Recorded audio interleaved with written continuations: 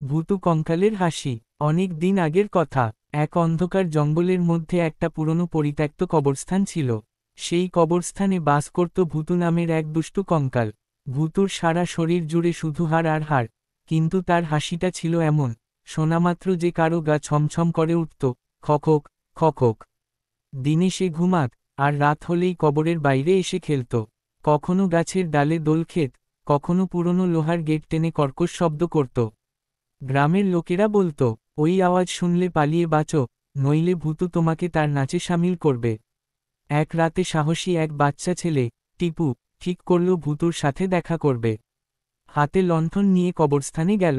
হঠাৎই পেছনে থেকে শোনা গেল সেই ভয়ঙ্কর হাসি। খখক, খখক। টিপু ভয় কাঁপতে কাঁপতে বলল, কে, কে তুমি? অন্ধকার থেকে বেরিয়ে এল ভূতু। হাড়গুলো খটখট শব্দ করছে, চোখের গর্ত থেকে ম্লান আলো জ্বলছে।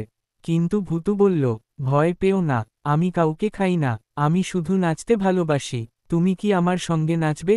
টিপু প্রথমে অবাক, পরে সাহস সঞ্চয় করে বলল, ঠিক আছে, তবে এক শর্তে, তুমি আমাকে আর কাউকে ভয় দেখাবে না।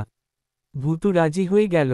তারপর তারা জন চাঁদের আলোয় হাড় খটখটিয়ে দারুণ নাচ করল।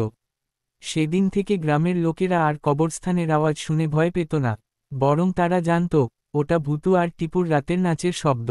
বুড়িমা ও কঙ্কাল। এক গ্রামে এক বুড়িমা থাকত। সবাই বলতো তিনি নাকি একটু অদ্ভুতুরে। তার পুরনো, ভাঙাচোরা কুঁড়েঘর আর আশেপাশের বাগান কেউ কাছেও যেত না।